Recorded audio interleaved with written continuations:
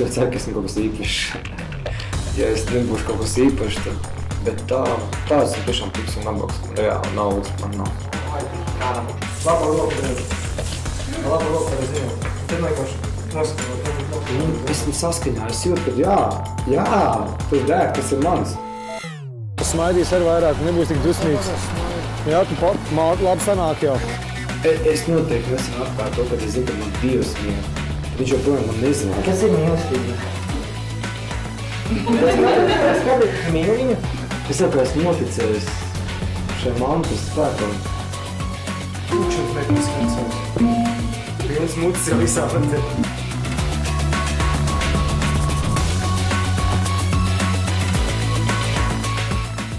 Esiet sveicināti. Šie ir lielāki istabu stāsti, un šodien mēs runāsim par filmu Uģis Kuģis Krišneids. Mums studijā ir režisors, scenārija autors, operators, viss šīs filmas cilvēks vaininieks Jānis Pipars. Sveiki! Labdien! Varbūt pastāstīt mazliet par šo filmu, teiksim, kā radās ideja veidot filmu par Uģi Kuģi? Nu, viņa radās diezgan spontāni. Jo pagājušā gadā es nonācu pie domas, ka ir jāveido diplomdarbs, ko es nebiju izdarījis pirms 13 gadiem. Un tad es meklēju personāžu, protams, par ko šo filmu veidot, un kā man paskaidroja Krilova kungs, ka šodien filmas taisa par, spēcīgām un tādām, personībām, jā? Spēcīgām personībām, lūk, un arī kaut kādā mērā trakām, netradicionālām, kuras neikdienišķām. Un tad es atradu cilvēku uz ielas, kurš izplata grāmatas, garīgu literatūru. Un viņš, protams, ļoti labi izskatās uz ielas, kad viņš ar cilvēkiem tiekas, bet mana interese bija paskatīties, kā viņš pats dzīvo savu dzīvi. Un tā, radās šī ideja. Un cik, teiksim, ātri izdevās viņu pierunāt? Viņš piekrita uzreiz? Viņš piekrita uzreiz, jo, kā es vēlāk noskaidroju, ka patiesībā tā bija mana liktenīga kļūda izvēlēties cilvēku, kas spēlēs sevi. Viņš spēlē sevi? Viņš ir ļoti labs aktieris. Un tur ir liela tāda zemūdens akmens, kad ir jācīnas ar pašu materiālu, filmas materiālu režisoram, jeb arī visai uzņemšanas grupai. Un tad ir vēl jācīnas ar pašu varoni, lai tā kā atklātu viņu, jo viņš vienmēr grib parādīt sevi savādāk. Ja viņš grib parādīt sevi tā, kā viņš grib parādīt. Bet tā jau nav mana interese. Tieši tā. Tad es domāju, teiksim, vai cilvēks, kas, jūs sakat, labs aktieris, vai viņš, teiksim, dokumentālajā kino spēja būt tāds, kādu tu viņu grib redzēt?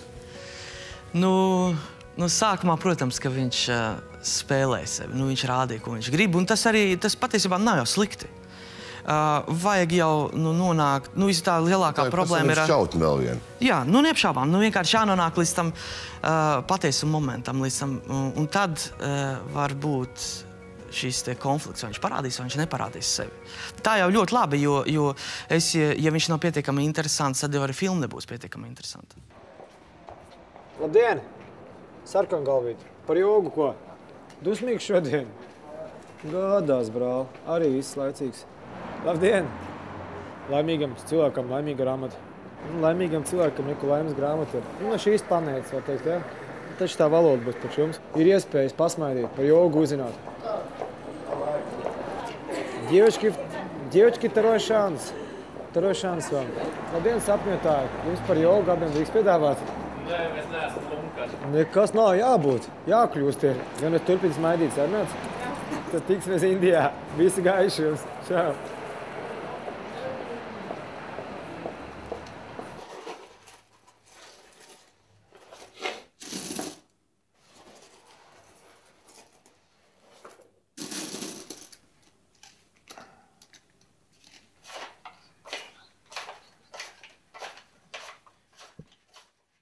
Kāpēc filmā, teiksim, netika vairāk vai pieskarties, teiksim, nemēģināt vairāk, teiksim, reliģijas tēmā pieskarties? Kāpēc? Jā, kāpēc? Redziet, tā filma ir īsa, viņa 20 minūtes. Labi. Tas uzreiz prasītu vēl 20 minūtes. Jo, viņa reliģija, krišņas apziņa, ir diezgan eksotiska, izskatās. Un tad cilvēki, viņi var pārprast ļoti daudz ko. tas uzreiz tad arī to varoni noniec. Bet cilvēki tagad 25 gadu laikā ir apraduši, teiksim, ar Baronu ielas centriņu, un tas nav nekas jauns. Neapšābām. Cik daudz viņi zina patiesībā par to, par staigājošiem palagos? Es esmu mēģinājis lasīt, teiksim, pats, jā, es zinu, ka es to nevaru izlasīt. Jo tajā brīdī, kad es saprotu, ka vienam ir 1000 radinieku, un tad katrs no viņiem jāsaprot, kur es to nevaru, bet, teiksim, varbūt citi var. Redz, te uzreiz prasās skaidrošanas. Bet es piekrītu, ka tas būtu interesanti. Tas, protams, būtu interesanti, tagad es varu būt tā arī darīt. Filmā nebija īsti informācija par to, kāpēc tas galvenais varonis pievērsās krišnītismam, ja? Un tas bija ar mērķi, vai vienkārši tā dzīve tam noved, vai kā? Šis man intervijās ir šī informācija, kuru viņš atklāja, bet es personīgi neesmu ielicis iekšā. Vēlreiz tāpēc, ka 20 minūtes un tā līnija ir jātur tīra, tad svarīgākās lietas. Ne faktiski, bet emocionāli svarīgākās lietas, lai tā filma būtu ļoti iespaidīga, cik viņa var būt. Bet es varu izsāstīt, kāpēc viņš pievērsās. Viņš bija ļoti kārtīgs students filozofijas fakultātē savā laikā un, protams, kārtīgs pēdiņās ar visām savām izpausmēm, kādas studentiem ir. Un tad viņš vienā brīdī izdomāja, ka viņš ieraudzīja krišnīcu patiesībā. Un viņš redzēja, ka viņi ir ārkārtīgi netradicionāli, netipiski reliģiozi cilvēki, un viņam pēc dabas šaumenim ļoti piestāvēja un derēja tas. Protams, no sākuma, kā viņš pats teica, ka tas bija tā kā šova pēc. Bet pēc tam viņš pats atrada sevi tajā ticībā. Bet viņš varēja arī savu to raksturu ielikt visā tajā darbībā. Un kā izdevās pierunāt, teiksim, viņu uzrunāt vispār tajā filmā piedalīties? Redziet, es viņu zinu personīgi. Tā kā jau gadiem, jā? Es viņu pazīstu kādu 6 gadus, un tāpēc man pirms tam bija iecerē, ka es varētu taisīt par vienu citu savu paziņu, kas tāds Juris Kalniņš, aerofotogrāfs. Un es sāku taisīt filmu, bet man kaut kā neiepatikās. Un tad es vienkārši mainīju varoni, un tad patiesībā tas bija spontāni. Viņš man iekrita acīs, un es vienkārši sāku taisīt. Bet kā tu pateici tam Kalniņa kungam? Tagad krustiņš viss. Apmēram neesi interesants vai kā? Tas bija ar starplaiku kādiem 2-3 gadiem. Un tad es tā norimās tā filma. Jā. Es sāku filmēt, un tad varbūt nebija tā motivācija pietiekami spēcīga, un tāpēc es viss apstājās. Un tad viņa atkal parādījās. Un vai tev bija kas tāds, kas, teiksim, palika filmā nepateikts? Kas palika nepateikts? Teiksim, tieši tas, ko tu teici tikko, ja? Kaut kādi, teiksim, izgrieztie varianti, lai, teiksim, būtu tas plūdums. Jā, ir vesela līnija, kas nav filmā iekšā. Ir neapšābām viņa reliģija. Otrs, vēl viena ļoti spilgta viņam izpausme ir dziedāšana, kas nav praktiski atklāta. Tur bišķiņ beigās viņš spēlē un bišķiņ dzied. Bet viņš ir, kā pēc dabas šaumens, un viņš ietajās harināmās. Tas ir pa ielām dzied. Jā. Un tā ir vesela līnija, kas netika atklāta vispār. Jā, tur, protams, arī neparādas tēvs, pieņemsim. Viņš kā es sāku tur filmēt, viņš vienkārši pazuda. Tur varbūt tur citas draudzenes neparādas viņa.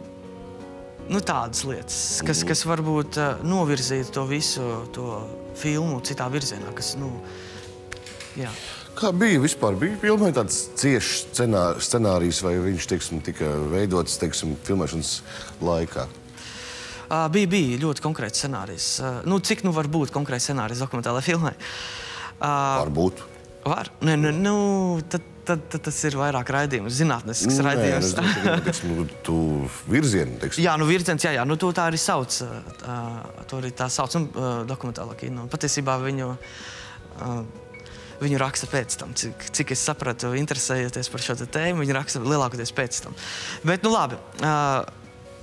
Scenārijs bija tāds uzmetums, jo man bija sākumā sākumi filmēt, un tad, protams, kā no sākuma sāc filmēt, sāc izpētīt tu varonu tēmu. Un tad es parādīju pāris cilvēkiem, kur man palīdzēja vienkārši kristalizēt. No sākuma tur bija plāns tāds, ka tur, es neatceros, vai filmā bija tas moments, ka viņš paliek pie savas māmas pa nakti. Man liekas, ka bija. Nu, lūk, un tad tur bija sapīts tā sākumā, ka izskatījās, ka viņš tā kā ir no māmas atkarīgs, ka māma viņu uztur, un viņš vienkārši dzīvo savu dzīvi, māma viņu uztur, un patiesībā tā nebija. Nu, lūk, bet tas bija viens tāds moments, uz ko viss balstījās sākumā, ka viņš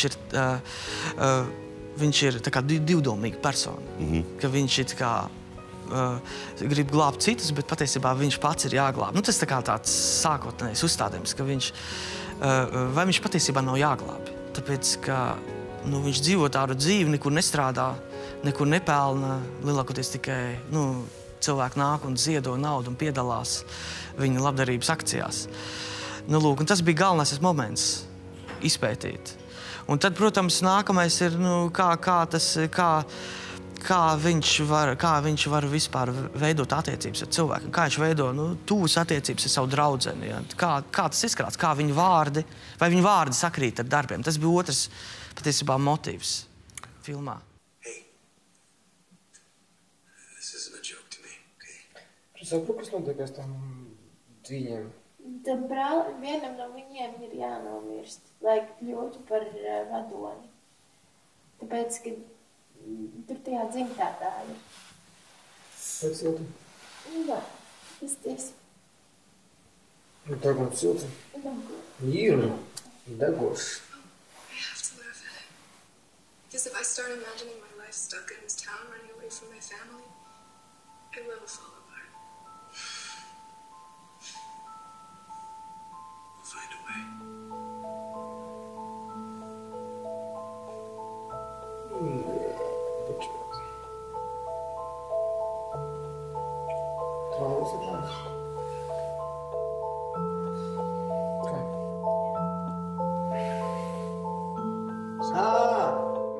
Vai vārdi sakrīt ar darbiem?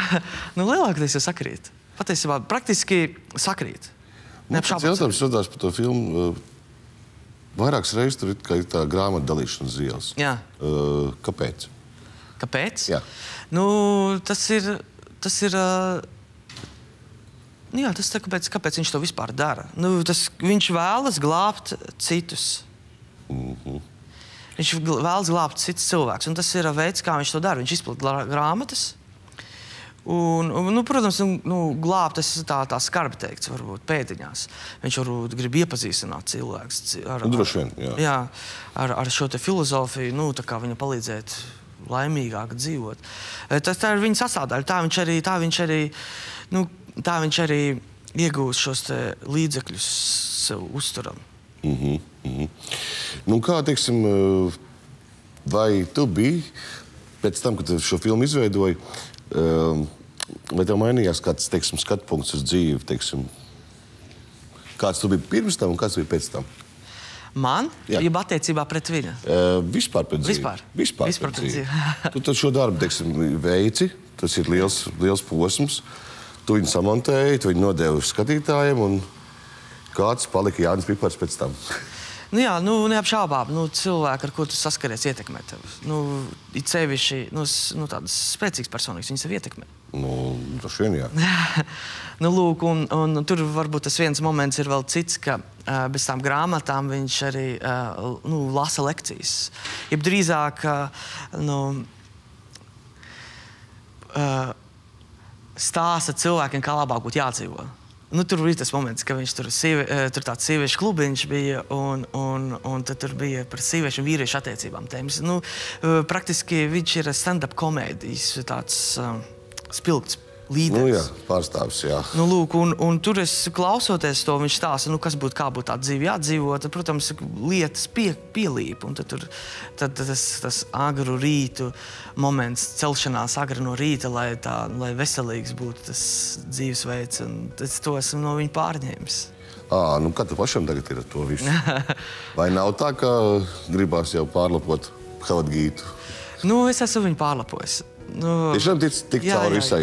Nu es neko sevišķi tur nesapratu. Tur vienkārši vajag kādu, kas vienkārši paskaidro to. Tur diezgan, kā filozofija. Ļoti smalka filozofija. Un varētu, protams, īsāk visu pateikt, bet viņi diezgan plaši, biezāk grāmatu izlasīt. Tur vajag kādu, kas to izstāsta. Īsti paskaidro. Bet runājot par to, ko es no viņa iegūstu, tur, tas agri rīti nāk par labu. Gan veselībai, gan arī, darbam. Var daudz vairāk izdarīt lietas. Kāda varētu būt, teiksim, lai cilvēki, skatītāji mūs saprot, Uģa Kuģa viena diena? Viena diena? Jā, viena diena. Viena diena. Tas ir atkarīgs kāda diena. Reāli tas ir atkarīgs no dienas, jo viņam ir tās dienas ļoti dažādas. Bet, teiksim tā, apmēram kā tas ir filmā, tad viņš pieceļas, viņš noskaita savus rīt lūkšanas, kā kur reizi, vai rīts, vai pusdienu lūkšanas. Tad viņš, protams, tur pāēd, nomazgājas. Tad viņš reāli noskaņojas. Viņam diezgan grūti ir noskaņoties un iziet ārā tās grāmatas izplatīt. Jo tāpēc, ka tas ir diezgan tā cīņa pašam ar sevi lielākoties. Un tad pēc tam, iespējams, viņš arī... Tad viņš praktiski neko nedara. Neko? Jā. Viņš tikai par Rīgu vai arī provinces plosās? Jā. Par Liepājā. Lielākoties to, ko es filmēju, bija Liepājā. Jo tas ir atkarīgs no pilsētām, kuri cilvēki ir atvērtāki. Liepājā ir ļoti atvērti cilvēki, draudzīgi. Es nezinu, man bija tā, ka man mormoni sekoja gan no Rīgas uz Liepāju, un kas man izdevās no viņiem tikt tā kā brīvam. Bet, šajā gadījumā, Liepājā jūs domājat, ka atvērtāk cilvēki, Jā, Valmierā daudz grūtāk. Leknieki, kurzemnieki ir atvērtāk nekā, mazie burkānciem iedzīvotāji. Jā, bez mazliet. Kur pašam mīļākā Latvijas pilsēta? Liepāja. Tomēr, jā. Labi, tad vēl parunājot par filmu, man tāds jautājums radās par to reliģiju. Kā īsti ir,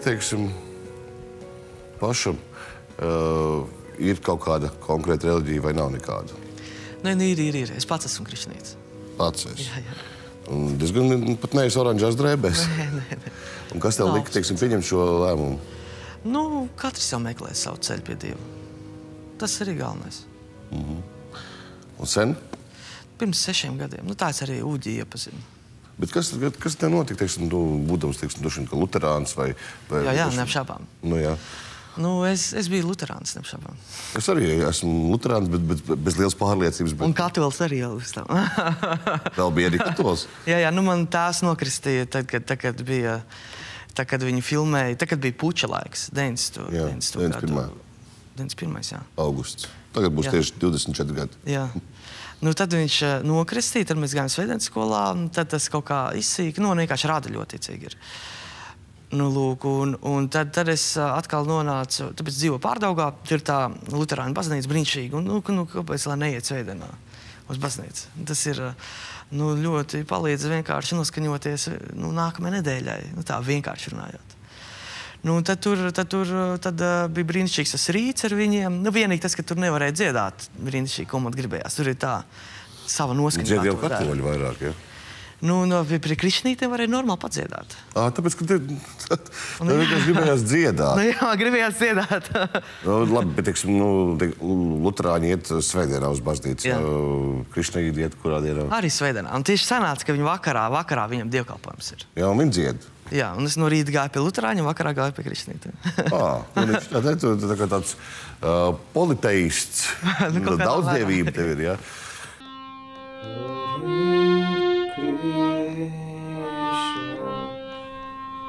Hare Krishna, Krishna Krishna, Hare Hare, Hare Ram, Hare Ram, Ram Ram, Hare Hare. Kas ir tas modernais moments, tev paņem tā dziesma, ja? Kas citiem? Filozofija. Filozofija citiem garšīgi paēst, padejot, pieņemsim. Arī dejot? Jā, tu vari Dievam par prieku dejot, kāpēc, lai tu nedejot?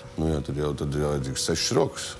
Viņam ir 6, jā, varbūt pat vairāk, bet tas jau neliec tev dejot. Un cik es, teiksim, uzreiz nevar nepieskarties, teiksim, tēmai par grupu Joma Prau, kurai arī bija dziesma, kopā ar Nātaradži, jā. Un kā tu atrodi, teiksim, šo Sinti popu kopā ar to Krišneidu tēmu? Tas nav nevainas forši. Galvenais, ka ir tāds izklaidējuši moments tai visā, un tas ir baigi forši. Viņš diezgan jau tā dziesma, principā, man bija tāds smieklīgs kurios moments dzīvē, ka es biju Amerikā, Vašingtonā, un es muzikas aparātā, vienā latviešu krogā, uzliku tieši šo dziesmu. Es domāju, ak, Dievs, es esmu atbraucis uz Ameriku, es latviešu krogā ieeju un uzlieku nevis, teiksim, vecpiebalgs ūdensrozes, bet jāganāti, jā. Un tāpēc, ka vienkārši man viņi man nesa, tajā brīdī, jā. Vai, teiksim, vai jums arī kaut kādas vairākas, teiksim, tādas muzikālās tēmas, kas nes vienkārši to ideju, tā kā, noformulējot varbūt dziļāk tas, ka mūzika jau runā pat par sevi, kad vienkārši tu esi viņā un tu esi tajā visā draivā iekšā. Tas ir atkarīgs protams, no personības, kas to mūziku izpilda. Tas ir pats galvenais patiesībā. Jo, mūziku, es varu arī tā mēģināt nodziedāt, bet iespējams neviens man neklausīsies. Bet, viņiem, šiem dziesmas autoriem ir ļoti spēcīgs un tāds gara izpausme un vēlme izpausties. Un tāpēc tas arī ir tik spēcīgi. Ir tie atslēgas vārdi kaut kādi, ko es zinu, protams, kas ir jau tā kā tāda leģenda. Izstāst par tiem kaut ko, kas, teiksim, ir tie vārdi, tie spēcīgie vārdi. Es jau neatceros to dziesmu. Labi, nevis par dziesmu runāt, bet vispār par reliģiju, kurā ir šie spēcīgie vārdi. Aha. Ir tā, ka viņi jāiekšā, vai ne? Neapšaubām, lielākoties jau tie ir dievvārdi. Jā. Cik mēs zinām, Bībelē maz ir atklāts pats Dievs. Personīgi. Jā. Ir Jēzus Kristus atklāts, kas ir Dieva dēls, viņa pārstāvis, kas māca par Dievu. Viņš teica, man ir ļoti daudz ko jums stāstīt, bet, tas bija citāts, bet jūs vēl neesat gatavi to dzirdēt, viņš to sevi mācīja. Jā, tieši tā. Tur ir konkrēti citāts tāds. Lūk, un tāpēc par Dievu salīdzinoši maz ir par viņu personīgi, var uzzināt. Ko viņš dara, kad viņš nestrādā pēdiņās? Ko viņš dara? Lūk, viņš izklaidējas. Ko varētu citu darīt? Iedomājies, tu būtu mūžīgs. Kāds tu būtu vecs, ja tu būtu mūžīgs? Tu būtu jauns, skaists, vienkārši. Tas visskaistākais, visbagātākais, viszinošākais, visspēcīgākais. Ko tu darīt cits? Ko tu citu darīt? Pasies arī miljonāri, kad viņi ir, visiem ir darbdiena beidz, ko viņi dara, viņi izklaidējas. Jā. Visi izklaidējas, visi grib spēlēties. Kurienes tā vēlme ir? Kā viņi varētu būt? Jā, no Dieva? Bet, protams, viņa daba, ja viņš ir, tēvs visiem, Dievs tēvs, ja arī visi pēc, Bībelē teikts, pēc Dieva līdzības, tad, kur? Kas ir mīlestība? Skaties, tu mīli viņu? Kā domā? Ko? Tā domā, jā. Labi, paskaties, ko tā bija. Piepūksies tev. Saka, tu maz nezini, kā tu man mīli, jā? Kā tas ir, kā tu mīli? Ko tu dari, ja tu mīli? Samērs cilvēki, kas ir iemīlējušies. Esat pamanījuši? Zīvtiņas. Viņi saka, viss, ka viņam sirds ir tuvu. Mīlestībai nevajag vārdus, pareizi? Mīlestībai ko? Darbas. Hobijs, un es izpat grāmatas, garīgu literatūru, un sievietes visu savu dzīvi izstāstīs. Visu! Kā tu jūties? Viņš man pajautā! Labi, tad man tāds jautājums, it kā nobeidzot visu tavu sarunu, būtu tāds, kāpēc cilvēkiem vajadzētu šo filmu redzēt? Kāpēc vajadzētu redzēt? Viens moments ir tāds, ka patiesībā viņam arī nevajag to redzēt, jo tas ir mans diplomdarbs. Tas pat tāpat nav debīti, tas ir diplomdarbs.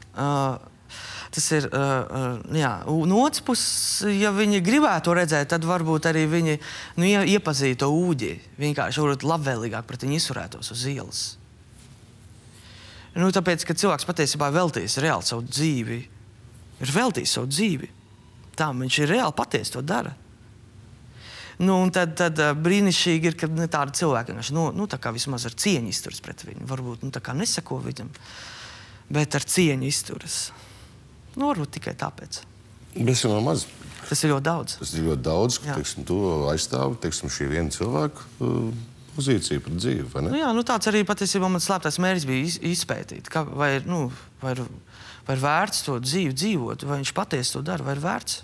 Es priekš sevi sapratu, ka to ir vērts, es reāli var to iet to ceļu un to patiesi to darīt un būt laimīgam, jā. Ļoti labi, tiešām. Lai veids arī turpmāk, un šovakar mēs Lielā Kristapa stāstos runājam par filmu Uģis Kuģis Krišneīts. Ar jums kopā bija Imants Strats. Visu labu!